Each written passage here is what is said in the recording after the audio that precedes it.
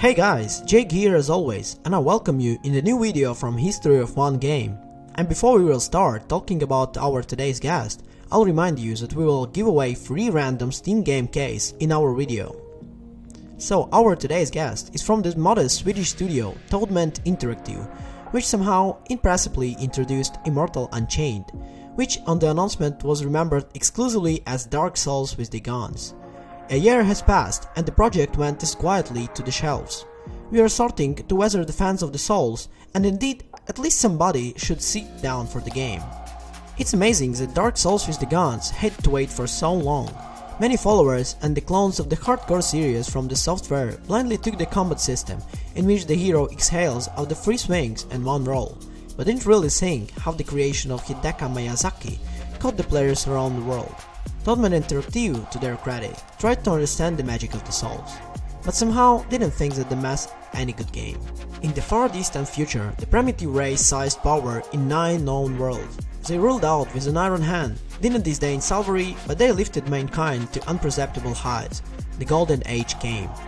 Also, the history teaches that no empire clan can last forever. Thus the Prime fell under the onslaught of mysterious darkness, which gave the birth to airy monsters. Now, to prevent the extinction of the all that exist, can only the anciently immortal warriors, walled in the tombs. As you understand, for one of them we have to play. Immortal Unchained, well, the gloomy atmosphere to the end of the times.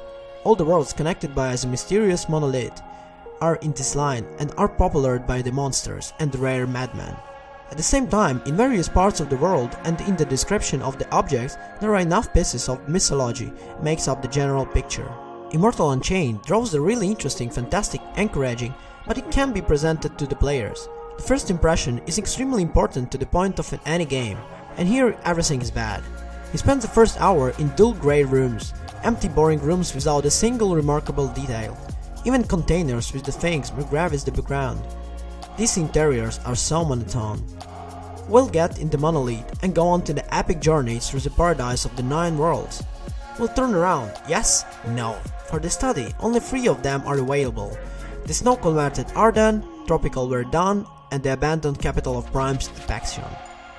The rest, apparently, was reserved for addition or a fully flagged sequel.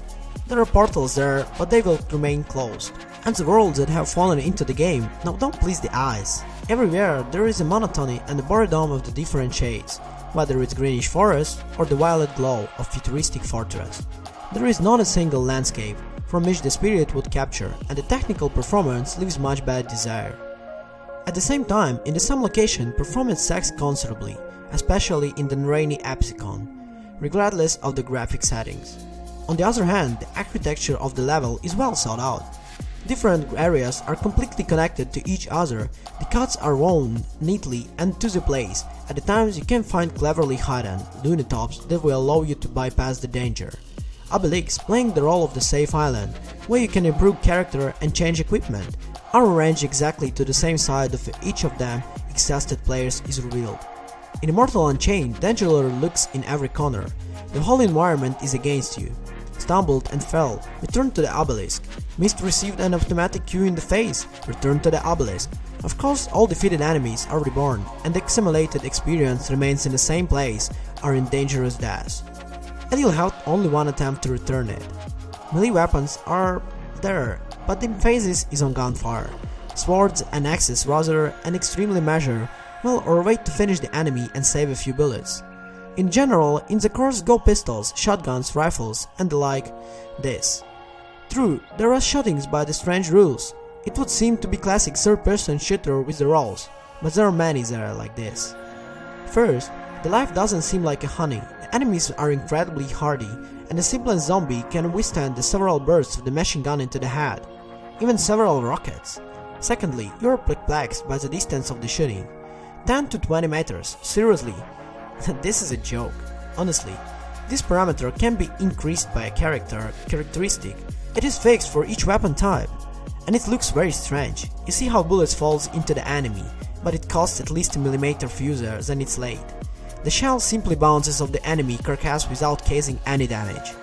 One of the interesting features in the game is the critical damage spots, but it isn't that good as you think. Each opponent has a weak point, hit on which causes the critical damage. And what would you think? Absolutely right, it is located on the back. But there is such a potential for finding weakness in the new opponents. And if you grab the enemy inside and go behind your back, the hero will always shoot at it. How well the system from the last Grand After Rooms would fit in here. When by default the character shoots at the enemy body with a slightly devastation of the stick, it is possible to aim accurately at the limbs. Finally, in the balance, there is obvious Q shotguns and sniper rifles. When it becomes possible to carry two main weapons at once, the character turns around in a real killing machine.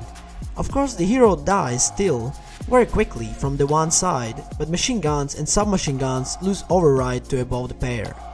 The combat system of Dark Souls is good because it doesn't have one winning single tactic. In Immortal Unchained, the same obvious option is always before your eyes. Take the best automatic shotgun, go to the enemy behind, and pull the clip. Repeat until the victory, effectively against any monster and boss. Bosses, by the way, it's another missed opportunity. After all, what is interesting in this game? We are not quite sure yet. So, finalizing our opinion, Toad Interactive surprisingly accurately grasped the essence of the Dark Souls. The mystic atmosphere, the constant tensions, and the feeling of the deserver. However, the game came out controversial. From Immortal Unchained, it is quite possible to have fun, but you'll have to close your eyes at the many points. See you in the next video, guys, and don't forget to like, comment and subscribe to our channel. Bye.